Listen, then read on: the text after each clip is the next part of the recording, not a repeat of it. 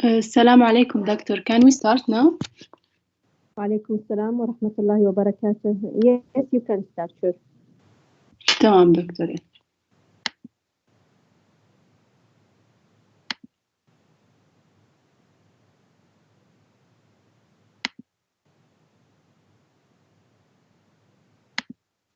Can you see my slides or not?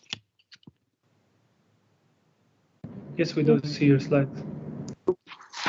So, good afternoon, everyone. My name is Ayel Fakhouri, and today I will be presenting common bacterial infection in pediatric under the supervision of Dr. Ahoud Al-Yabis.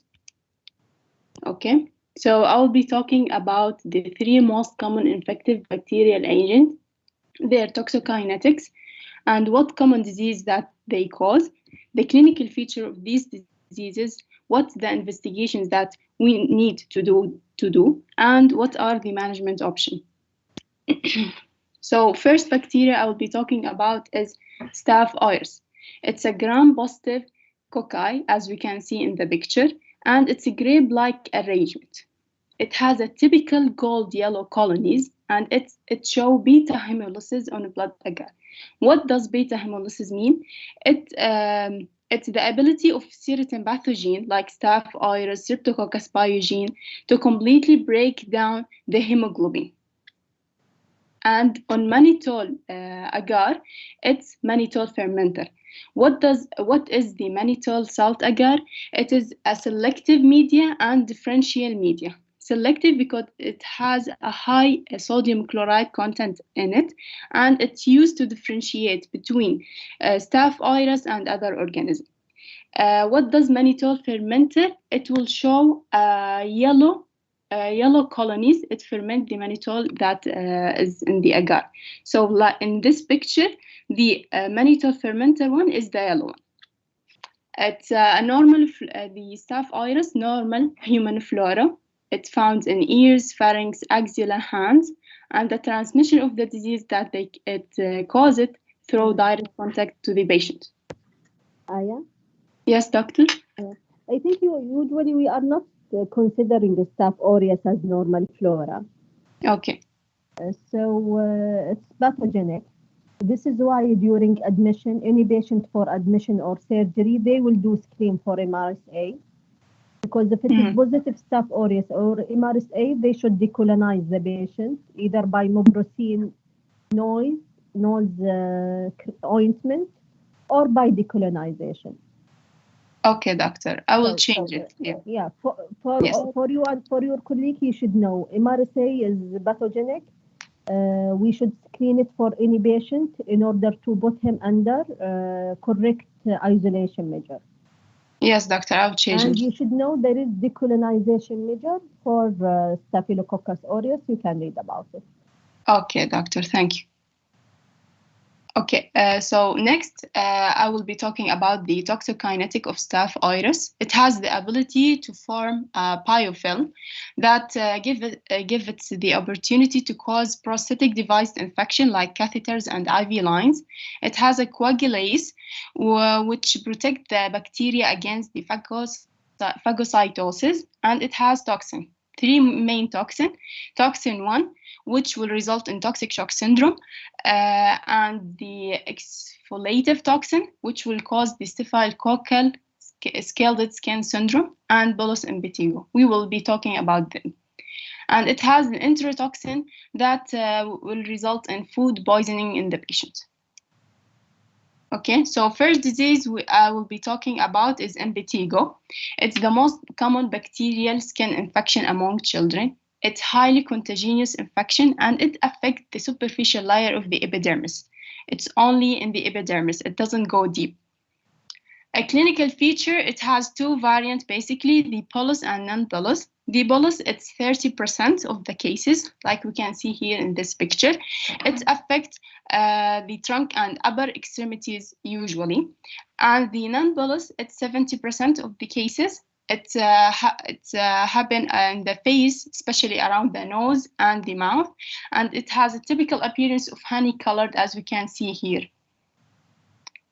Rare, it can result in ulcerative impetigo that extend into the dermis, but it's a rare cases.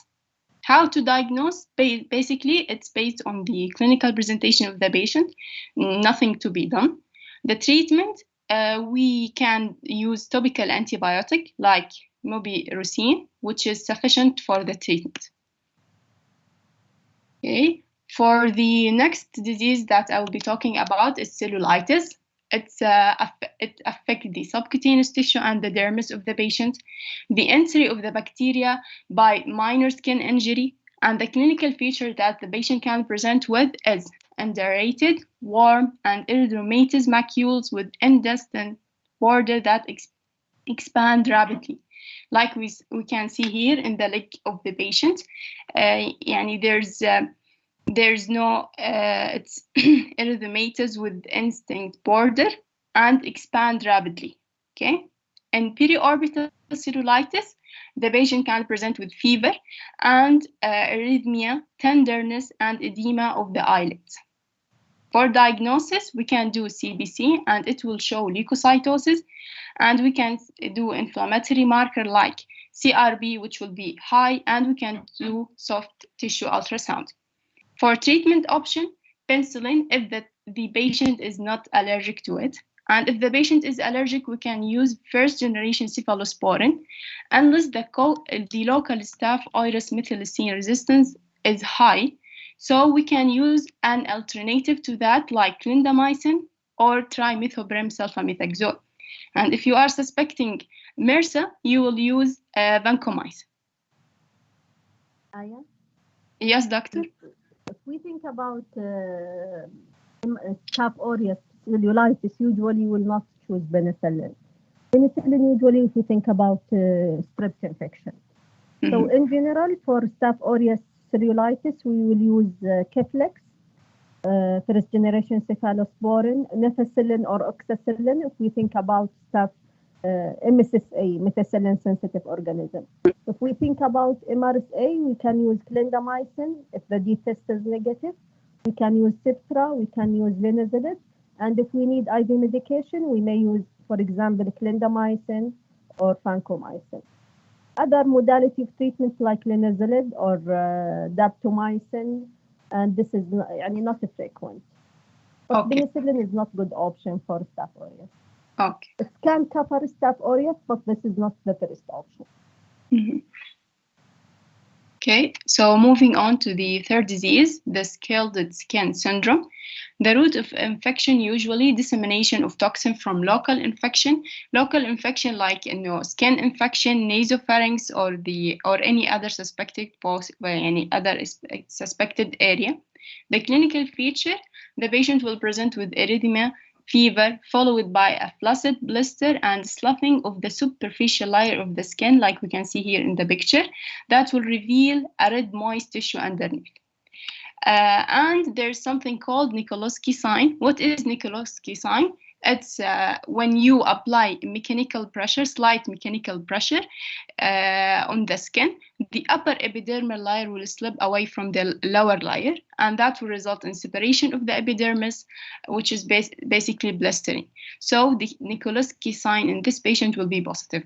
For diagnostic history, you will be found that there's a localized staph infection, and you can do WBCs, which is will be high ESR, and we can do culture from the suspected area of infection. You can take it from blood, urine, or the skin. For treatment, you need to admit the patient to the hospital, and you can use IV antibiotic, nefacillin, oxacillin, and vancomycin if MRSA, and you will be offering supportive treatment for the patient like fluid rehydration, supportive skin care like emollient to cover the slough of skin, and non-steroidal anti-inflammatory drug is indicated for pain and fever. Okay, other disease like infective endocarditis, staphylococcal toxic shock syndrome, osteomyelitis, and septic arthritis. Unfortunately, there is no time to talk about these diseases, but I will be mentioning some point of them. Infective endocarditis, it's an infection of the endocardium, valves, and related structure. The children often have pre-existing condition like indwelling catheter or congenital heart diseases. The most common early symptoms in these patients, fever, malaise, weight loss, tachycardia, and murmurs. And this infection can happen after dental procedure. For staphylococcal toxic shock syndrome, as we mentioned, that the bacteria have a special toxin to result in that. It's 75% of cases is life-threatening condition. The toxin will be released in the blood. It will result in lymphocyte activation, multi-system disease. The patient will be having sudden onset of fever, chills, hypotension, and rash. And some common causes use of tampon, wounds, and surgery. For osteomyelitis and septic arthritis, it's covered earlier by one of our colleagues, so no need to mention it now. The next bacteria Aya, thank you for your talk about Staph aureus. But you should know that Staph aureus is very common in real practice infection. Almost in daily or every other day, we have case of Staph aureus infection, whatever the location. It can affect all the organs. It's not the usual organism to lead to meningitis. Whatever still can cause meningitis. Most of the infection, as I mentioned, it's a soft tissue infection, impetigo. This is very common, especially the one who will work in family medicine or general hospital or primary care center. For us in King Faisal, we have a lot of cases of Staph aureus, since most of our patients is immune compromised or patients who need chronic care and they have central line infection. So if we think about central line infection, we should cover Staph aureus, and we should start vancomycin as the common organism Staph aureus to lead to central line related infection or tunnel infection or exit site infection. Also, the benefit of vancomycin, it will cover also the possibility of Staph epidermis, which is also common organism coagulase negative. So in our hospital, we saw a lot of cases, cellulitis, abscess, especially patients with immune compromised, like CGD patients, chronic granulomatous disease, they are high risk for Staph aureus infection. If you are dealing with adults, Staph aureus is coming in drug addict patients. Also, it can lead to deep organ abscess. Endocarditis is a common infection, can be related to Staph aureus. As also, we saw a lot of cases in our hospital as we have cardiac center. I know Ayesha cannot cover everything about Staph aureus, but you should read about it more. Read different modality of treatment, side effects of treatment. And if you have any question, you can ask me today or ask me anytime, and you can ask Aya. Thank you, Aya. Thank you, doctor. So I'll be continuing with the Streptococcus pyogenes. It is a gram-positive, catalase negative, and it has a chain-like arrangement. It shows beta hemolysis on blood agar like Staph aureus. It is bastracin sensitive. Bastracin is an antibiotic that inhibits the bacterial cell wall synthesis by preventing the transfer of peptide into the cell wall. It's used to differentiate between Streptococcus agalactiae, which is resistant to it, and Streptococcus pyogenes. It's colonizer of the pharynx, anus, and genital mucosa, and the transmission of the disease through the airborne droplet or direct contact with contaminated surfaces or secretions. It's toxicokinetic. It has hyaluronic acid capsule that prevents its detection by the immune system. So it helps the bacteria to hide from our immune system. M protein, lipoic acid, and protein F are responsible for the attachment of the bacteria to host cells. It has streptolysin O and S, which are responsible for cell lysis. It has a biogenic toxin which is responsible for the rash of scarlet fever and toxic shock syndrome, and it has C5a peptidase. The first disease that we are going to talk about is infectious pharyngitis and tonsillitis, which is inflammation of the pharynx, especially if the tonsils are present. It will cause sore throat to the patient. Group A Streptococcus pharyngitis, more common in late winter, and the peak incidence at between 5 to 12 years of age. The clinical features fever, sore throat, and dysphagia, and the patient may have tender, swollen cervical lymph nodes and tonsillar exudate. For diagnosis, based on clinical presentation of the patient, we can do throat culture, CBC, and CRP, which will show leukocytosis and high CRP. For treatment, we have amoxicillin, and if allergic, first-generation cephalosporin like cephalexin. And we can offer to the patient tonsillectomy when we can recommend tonsillectomy for the patient if the patient is having recurrent throat infection with a frequency of at least 7 episodes in the past year, at least 5 episodes per year for 2 years, or at least 3 episodes per year for 3 years with documentation in the medical record. Or if the patient has an absolute indication for it, like obstructive sleep apnea, periodic fever, and peritonsillar abscesses. The next disease. Yes, doctor? Can you go back to your slide? Yeah. You mentioned the diagnosis is by throat culture, صح? Yes. Yeah. So usually there is confusion between viral illness or bacterial cause for tonsillitis. What is going with the tonsillitis? Maybe exudate, whatever can appear with some viral illness. So how we diagnose it? 1, clinical suspicious. 2, we can do rapid antigen test in the clinic. Usually within 5 minutes will give us the result. If it is positive, you can proceed and give the patient the antibiotic. If it is negative, it will not rule out group A streptococcal infection. We will ask for culture, but usually the culture will take 48 hours.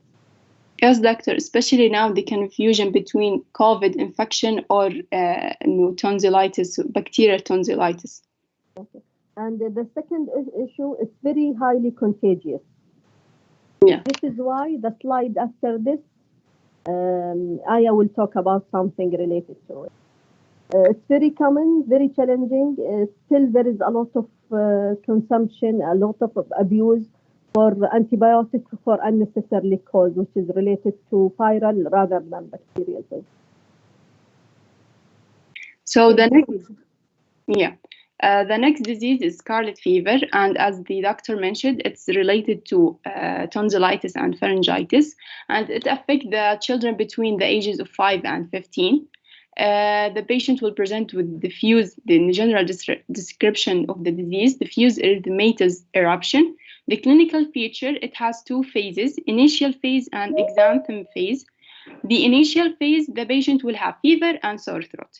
And after 24 hours to 48 hours, the patient will have a strawberry tongue, a rash begin in the groin, axilla neck, and antecubital fossa with possible lymphoadenopathy. So it has 2 phases. The initial phase, the first phase, the patient will suffer from sore throat only. After 2 days or 1 day, the patient will be having strawberry tongue and the rash will start to appear. For diagnosis, we can do CBC, which will show leukocytosis with left chest and high CRP and ESR. We can do urine analysis and liver function test. It may indicate complication of scarlet fever, and we can do throat culture. For treatment, the drug of choice is oral penicillin. Okay, the third disease is rheumatic fever, which is an inflammatory disease due to antibody cross-reactivity following group A streptococcal infection. And how we can diagnose think about Jones piece. We categorize the clinical presentation of the patient into major and minor criteria, and based on that, we can diagnose the patient. So the major criteria include Jones joint, like polyarthritis, hot swollen joint, and think about the heart, carditis, valve damage, nodules, either subcutaneous or in the extensor surface, erythema marginatum, which is a painless rash, and S, which stands for Sydenham chorea, flinching movement disorder. The minor criteria include previous rheumatic fever. The patient will have history of rheumatic fever, ECG with PR prolongation, erythalagia, CRP and ESR are elevated. E stands for elevated temperature. How to diagnose? We take the diagnosis based on the history of recent streptococcal infection. So streptococcal infection needs to be in the patient history and either the presence of 2 major criteria or 1 major and 2 minor criteria. For the treatment option, first line is penicillin. If allergic, you can give the patient cephalosporin or macrolide. And for the arthritis, you can offer the patient to take non-steroidal anti-inflammatory drugs. Okay, the fourth disease is post-streptococcal glomerulonephritis, which is an acute glomerular inflammation, occur 1 to 3 weeks following initial group A streptococcal infection. And like IgA nephropathy, which along with the infection, it will cause glomerulonephritis. Presentation varies where the patient can be asymptomatic, can present with macroscopic or microscopic hematuria.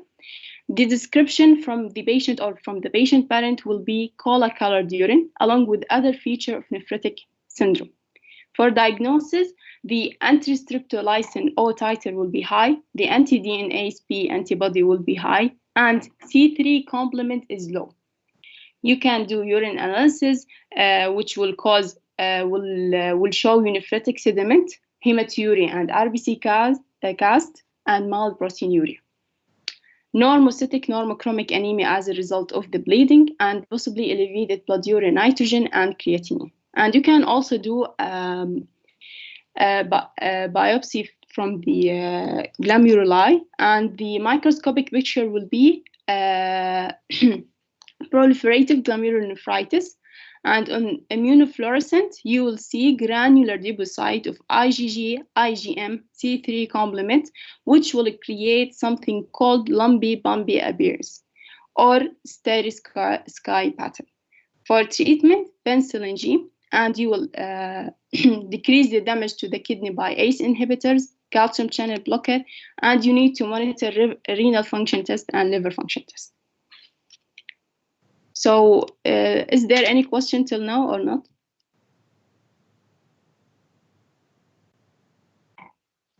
So, Aya? Yes, doctor. The aim of antibiotics for group A streptococcus is also to avoid complications. And we have window period from day 1 of diagnosis till day 9 of diagnosis to initiate the antibiotic. And also we should keep in our mind one of the complications of group A streptococcus infection, it can lead also to cellulitis. Can lead to more deeper infection, and you should keep in your mind also necrotizing fasciitis.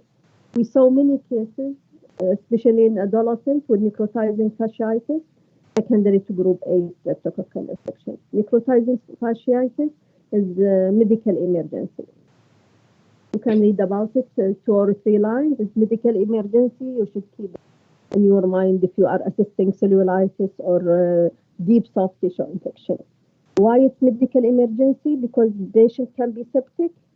We can amputate the limb if it is in the limb if it's not treated early with antibiotic and recognized and antitoxin.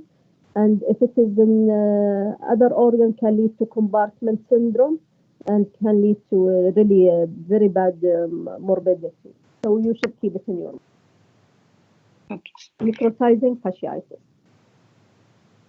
So now we can move to the third organism and the last one, Streptococcus pneumonia. It is a gram-positive double cocci, and it is catalase negative. It can infect the nasopharynx, It has a chain-like arrangement and it's encapsulated. It shows alpha hemolysis, partial hemolysis, unlike the Streptococcus pyogen and Staph aureus. And pneumococcal conjugate vaccine is available. It's recommended to take it for all babies and children younger than 2 years old and people 2 years or older with certain medical condition. And also it's recommended for the all adults above 65 years and people through 64 years with certain medical condition and adults who smoke cigarettes. Okay, its toxicokinetic include it has the ability to adhere to the respiratory epithelium and invade them. It has an Ig protease, capsular polysaccharide that helps the bacteria to escape phagocytosis, and the severity of the pneumococcal disease is due to significant inflammatory response induced by the activation of complement pathway and cytokine released by cell wall proteins, autolysin, the capsular polysaccharides, and DNA released by bacterial end product. What can cause? It can cause pneumonia, which is an infection of the lower respiratory tract that involves the airway and parenchyma with consolidation of the alveolar space. The clinical feature of it, neonate and infant can present with fever and lethargy, maybe the only symptoms, may have history of apnea. So the symptoms is not clear that it's pneumonia. The older children, here you have more clear symptoms that lead you toward pneumonia, history of fever, cough, and increased work of breathing. On physical examination, you will be hearing crackles or bubbling noises, and on percussion, it will be dull. When you do a chest X-ray, you will see consolidation, plus or minus pleural effusion. For labs, it will show leukocytosis, elevated CRP and ESR, and low oxygen pressure on ABG, arterial blood gases. For the treatment option, so treatment for pneumonia is offered specifically to the pathogen. What pathogen causes pneumonia, you will offer the treatment option. But now we are talking about Streptococcus pneumonia, so we have two options.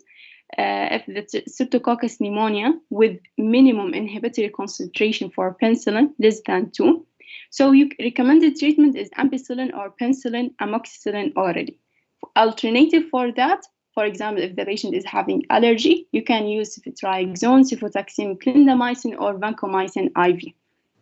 Or you can use cefuroxime, cefodoxime, levofloxacin, or linezolid.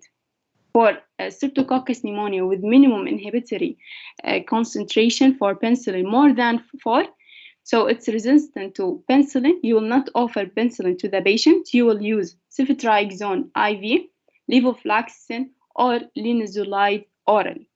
Alternative for that, you can use ampicillin, levofloxacin, clindamycin, or vancomycin IV, or clindamycin orally alone.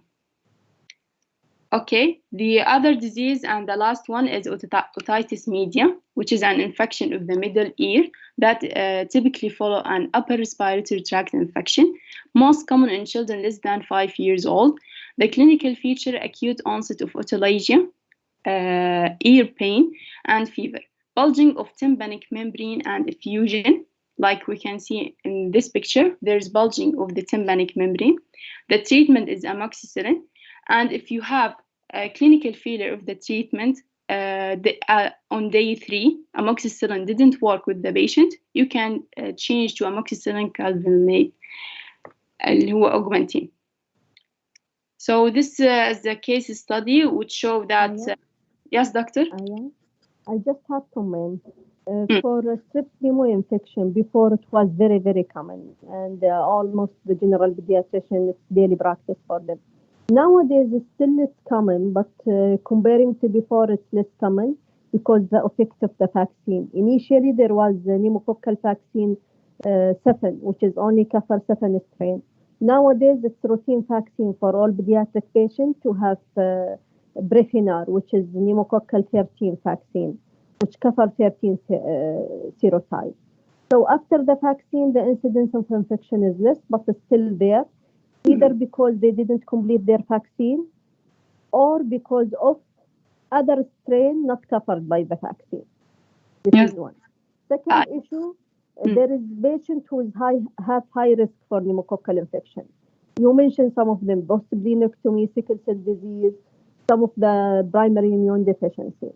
Patients who have also complement deficiency, they are high risk for infection. Patients who have anatomical defects, they are high risk for meningitis because still strep pneumonia is common organism lead to bacteremia and meningitis.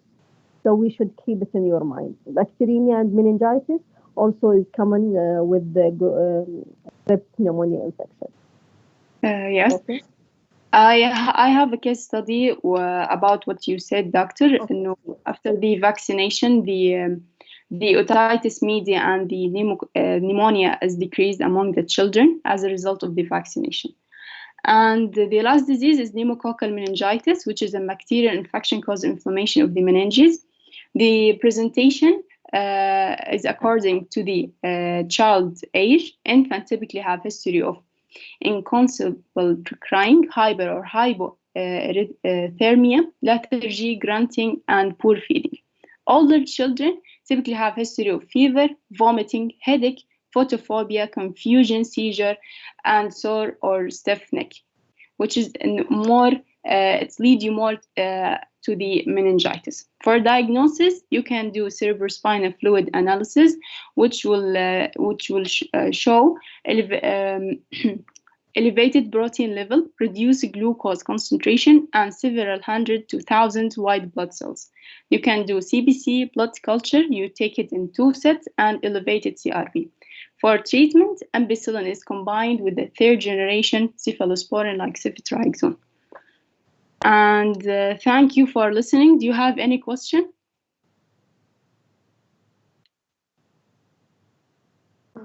Just one point. In case of meningitis, we should check the hearing for the patient. Hearing assessment after infection, after meningitis.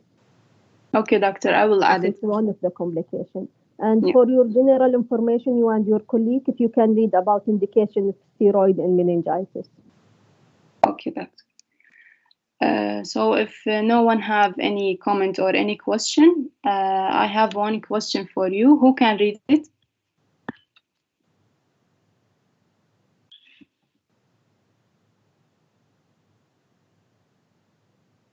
I will read the question. Okay. So we have a 10-month-old girl brought to the physician because of a 4-day history of irritability and a rash. Her temperature is 37.7. Examination of the skin shows flaccid, transparent blisters and brown crust on her chest and upper extremities. Application of the shear force to normal skin causes sloughing. Which of the following is most likely the underlying cause of this patient condition? A. Anti-desmoglobin antibody formation. B. Type 4 hypersensitivity reaction. C. Exfoliate toxin A release.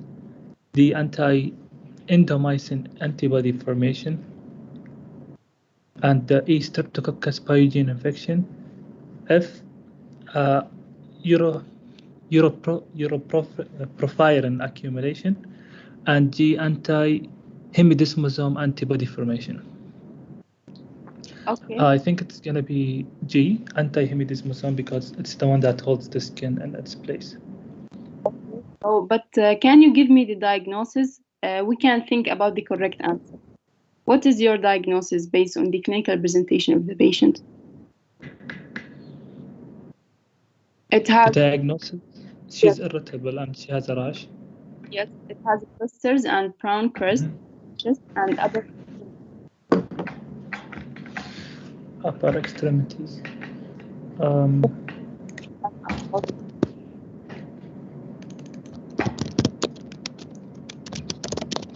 It's gonna be staph. Yes, staph. What the first disease, the common one? Candid skin syndrome. It's هو بس scarlet skin syndrome is like a chronic disease, right? Yes, it is bullous impetigo because we have a brown crest, like I said, honey colored in the chest and upper extremities. And the toxin that the bacteria has to cause this disease is C. yes, Vaccinated. yes, exactly. Thank you, Osama and Yara. I appreciate that. And thank you all for listening. These are my references. Thank you for being late, but the subject is very heavy. I hope I covered everything for you. Thank you for listening. Just comment, scaly skin syndrome is not a chronic, it's acute infection. And keep in your mind that group A strep and Staph aureus is a common secondary bacterial infection over any skin lesion.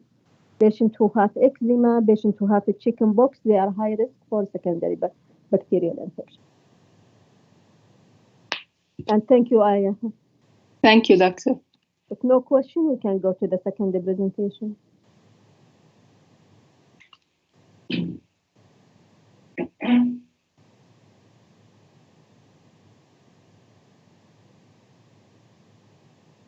Okay, so